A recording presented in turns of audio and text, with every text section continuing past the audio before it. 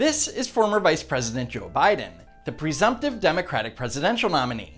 Biden has a very important decision to make, picking his running mate, and KDKA political editor John Delano asked Biden about it directly.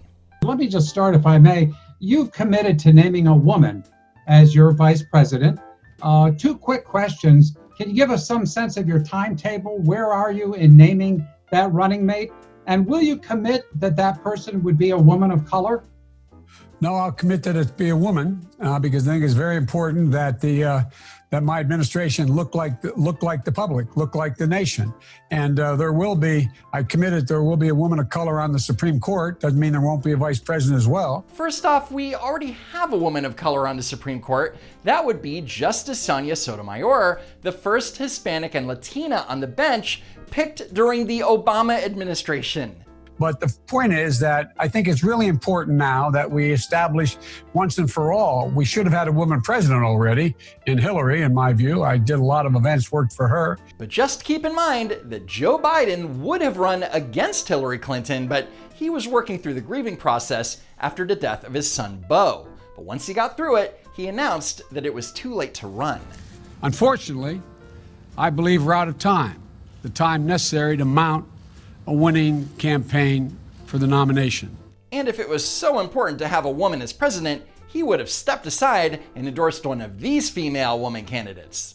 But I think it's really important to demonstrate that, and there's a number of really qualified women out there. He has binders full of qualified women. Do you think we'll have a candidate by the Memorial Day? Well, my guess is we probably will. Historically, Democratic nominees announced their running mate within the same month as the Democratic National Convention. And considering that the convention has been pushed back from mid-July to mid-August, an announcement before Memorial Day would be really early. The convention is scheduled in August before Memorial Day. Are you saying Memorial or Labor? I said Memorial Day. Oh, no. It won't be before Memorial Day. Yes, Joe Biden just confused Memorial Day with Labor Day. God bless him. 4th of July? Oh, I don't know. I'm not going to make that commitment. But a seasoned political analyst like John Delano asking Biden about a Memorial Day or July 4th decision may seem silly, and it is, but it's also indicative of the Democratic Party at large. They need to know who Joe's going to pick. And that decision isn't coming for a couple of months, so it leaves plenty of time to speculate who he will choose as his running mate, so we might as well jump into. What is a vice president? Well, Forky, the vice president serves as the second highest officer in the executive branch, and currently, Mike Pence holds that position. Whoa, slow down, Poindexter. Okay, enough of that bit. Anyway, the vice president is also the president of the Senate and casts a vote in the event of a tie, like in the Senate confirmation of Secretary of Education Betsy DeVos. On this vote, the yeas are 50, the nays are 50. The Senate being equally divided, the vice president votes in the affirmative and the nomination is confirmed. The vice president also takes on foreign and domestic responsibilities, like heading up the coronavirus task force. And after watching 11 Democratic presidential debates this cycle, we learned that President Barack Obama delegated a lot of work to his vice president, Joe Biden. I'm the only one on this stage that actually got anything done on health care, okay?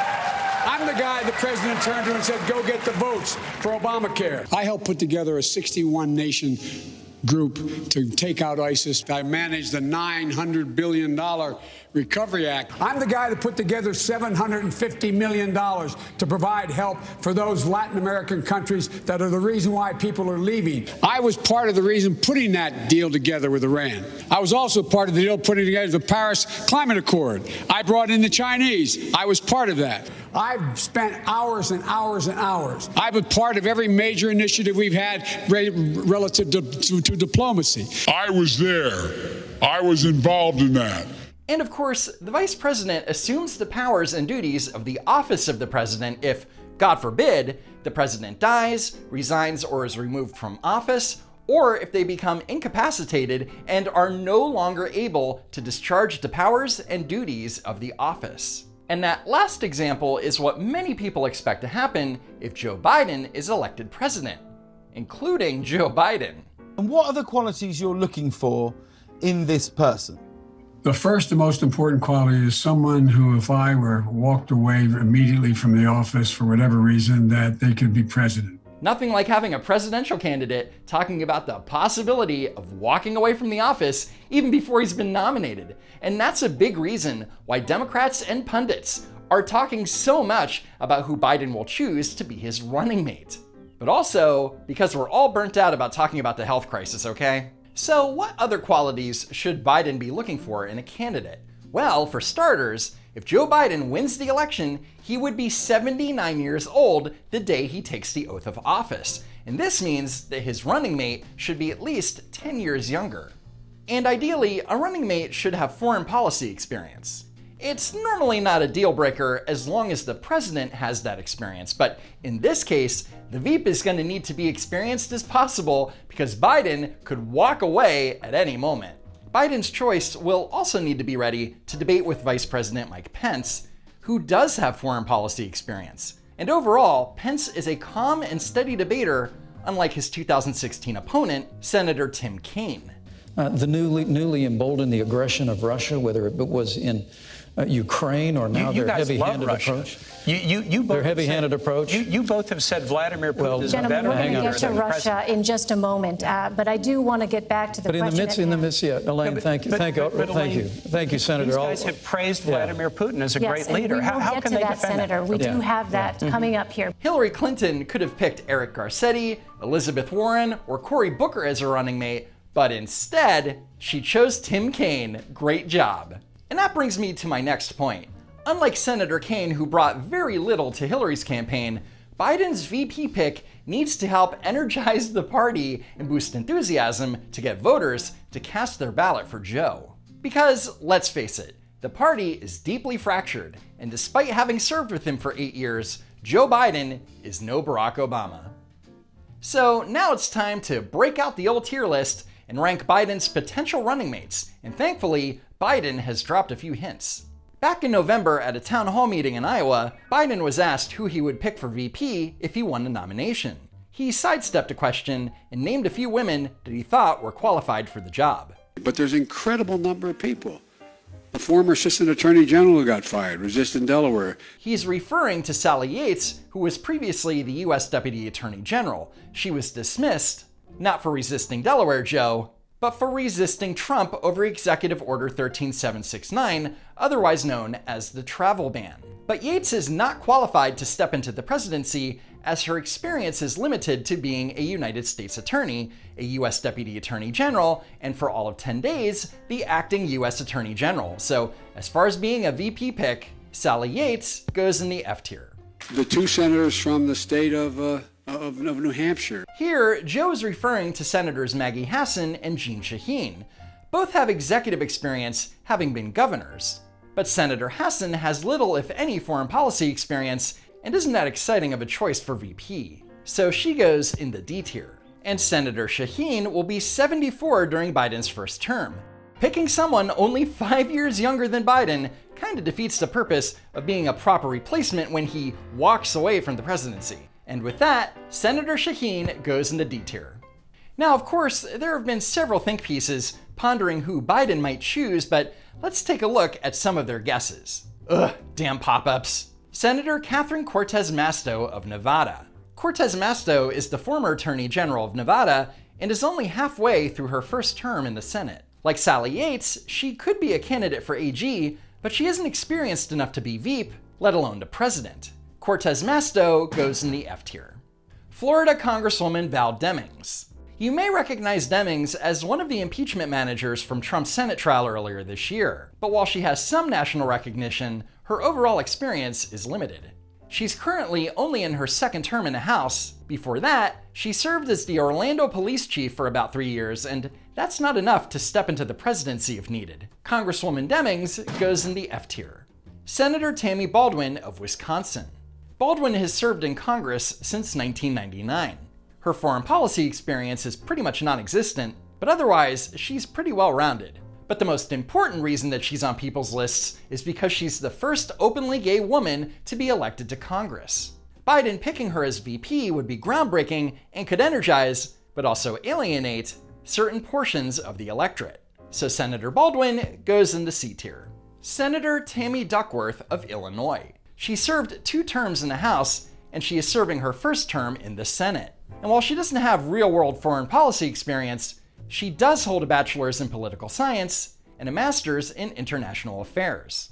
On top of that, she does have military experience, having served in the National Guard, where she unfortunately lost both of her legs in Iraq after insurgents attacked the Black Hawk helicopter she was co-piloting. And that means, if elected, she would be the first woman, the first Asian American, and the first woman with a disability to hold the office of vice president. Despite ticking a lot of boxes, she's considered a long shot. So let's put Duckworth in the C tier. Congresswoman Tulsi Gabbard. Gabbard is in her 4th and final term in the House. She has a military background and solid foreign policy experience. She's a social progressive, and she's a woman of color who's easy on the eyes.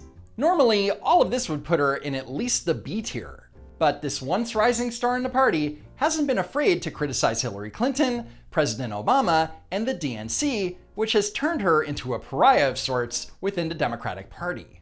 Not to mention that the media and many of her fellow Democrats have smeared her to the point where she's now a liability. So Gabbard, unfortunately, goes in the F tier. Sorry, Tulsi. It's just a shirt, calm down. Next, there's former First Lady Michelle Obama. I've heard some speculation about Michelle Obama as vice president.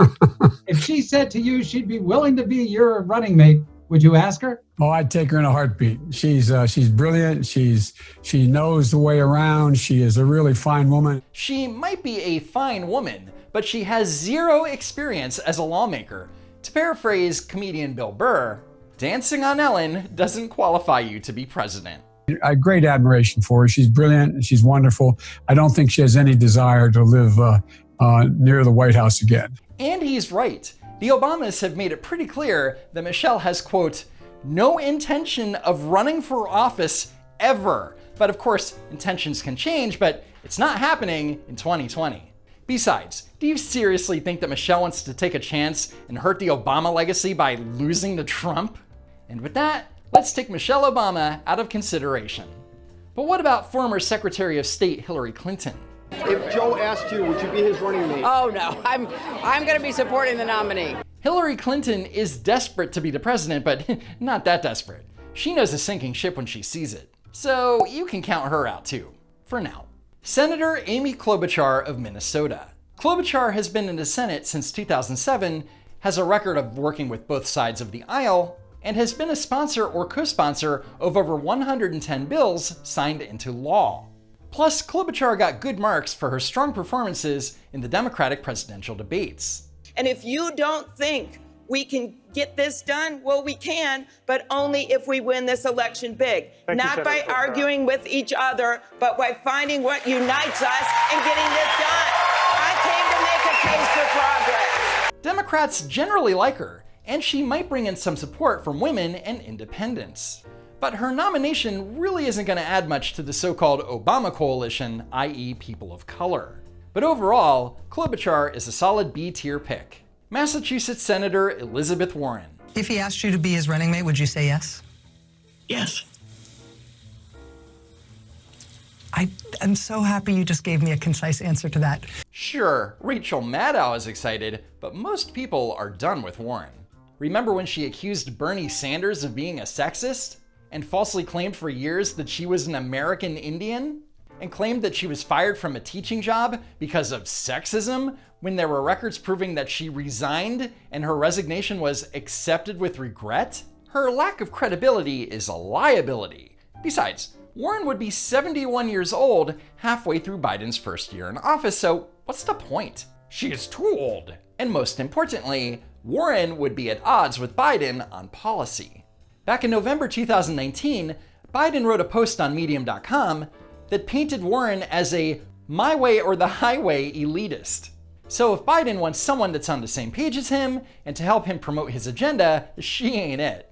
Elizabeth Warren goes in the F tier. Michigan Governor Gretchen Whitmer. Whitmer, considered to be a rising star in the Democratic Party, was given the opportunity to give the Democratic response to the 2020 State of the Union address. But what has really raised her profile has been her less than stellar handling of the health crisis in Michigan. For example, Whitmer signed an executive order saying that all stores with more than 50,000 square feet must close sections dedicated to carpet or flooring, furniture, garden centers and plant nurseries, and paint to encourage social distancing and prevent shoppers from crowding aisles. So if you're forced to be stuck at your house and you want to do some home improvement or gardening, and you happen to do your grocery shopping at a big box store and decide to pick up gardening supplies, well, forget it, sister. This was deemed authoritarian by many critics, and she made it worse in this response to protesters. President Trump called this a war, and it is exactly that. So let's act like it. In World War II, there weren't people lining up at the Capitol to protest the fact that they had to drop everything they were doing and build planes or tanks or to ration food. They rolled up their sleeves and they got to work. But people in the here and now are forced to ration their food because they aren't working, so big difference. Then her administration offered no-bid contracts to two politically connected firms to collect health data on state residents and monitor sensitive medical information. This should be troubling to both Democrats and Republicans alike. Thankfully, someone was paying attention and the contracts were canceled, but being able to keep an eye on state government in Michigan is a lot harder to do thanks to Governor Whitmer. In response to the health crisis, Whitmer issued an executive order suspending parts of Michigan's Freedom of Information Act and extends the response time to FOIA requests to as long as the public body deems necessary. Remember, listen to what people say, but watch what they do. And that's why Whitmer totally belongs in the F tier. However, we also need to take into consideration that she's also a national co-chair on Joe Biden's presidential campaign, and she does have nice hair. And Biden likes women with nice hair, so we'll move her up to the C tier. California Senator Kamala Harris. During her first term in the Senate, Harris was considered a rising star in the Democratic Party, specifically over her questioning of Justice Brett Kavanaugh during his confirmation hearing. But during the first debate, Harris had insinuated that Biden was a racist for working with segregationist Democratic senators back in the 70s and questioned his position on school busing. Do you agree today that you were wrong to oppose busing in America then? No. Do you agree? I did not oppose busing in America. What I opposed is busing ordered by the Department of Education. That's what I opposed. Well, there was a failure of states to integrate public schools in America. I was part of the second class to integrate Berkeley, California public schools almost 2 decades after Brown v. Board of Education. Because your city council made that decision. It was a local decision. So that's where the federal government must step in. But ultimately, her attack backfired and she never recovered. However, there is talk that if Biden is elected, that he would nominate Harris for the Supreme Court. But if the Republicans hold their majority in the Senate this November, Harris would likely not be confirmed for 3 reasons. First, because during her campaign, she claimed that if she were elected president, that she would take executive actions that would end up being unconstitutional. Second, because she's never served as a judge, and it's rare to be nominated otherwise. But the main reason she wouldn't be confirmed is because she's just awful. But if she is ultimately offered the VP spot, it might alienate some African Americans who are unhappy with her record as the District Attorney of San Francisco and the Attorney General of California. Biden already has large support from the African American community because of his association with Obama, and putting Harris on the ticket might cause him to lose some of it. But it might generate excitement with white women, so I don't know. So let's put Harris in the C tier, I guess. Georgia Governor Stacey Abrams. The leader of the woman who should have been the governor of Georgia, an African-American woman who's incredibly good. Stacey Abrams served in Georgia's House of Representatives for nearly a decade and ran for governor in 2018, where she lost to then Georgia Secretary of State Brian Kemp by 54,000 votes. But Abrams refused to concede the election to Kemp and blamed it on voter suppression, even though under Kemp's leadership, there was record high voter registration and voter turnout. But those facts don't fit the narrative, so Democrats took the whole voter suppression thing and ran with it, making Stacey Abrams a martyr. Then, to boost her profile, Democrats gave Abrams the chance to give the Democratic response to the 2019 State of the Union address.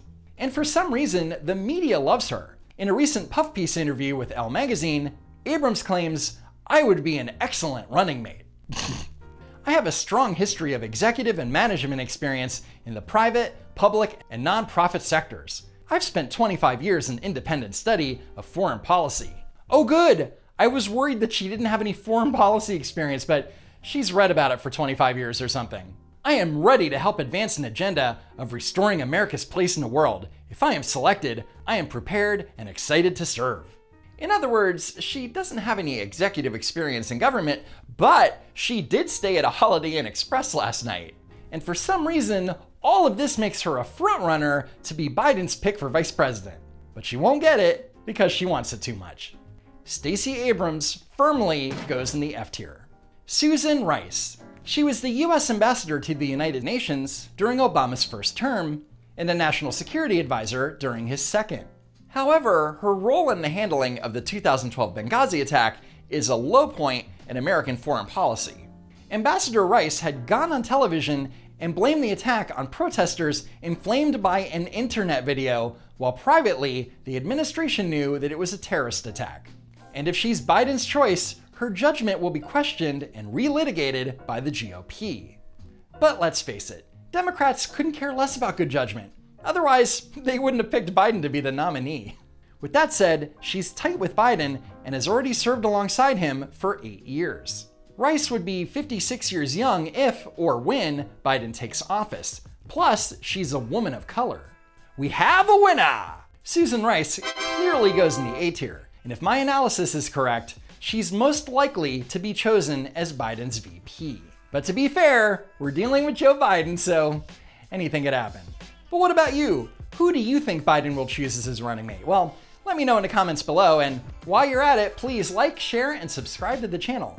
Thanks for tuning in, stay safe, and I hope to see you next time.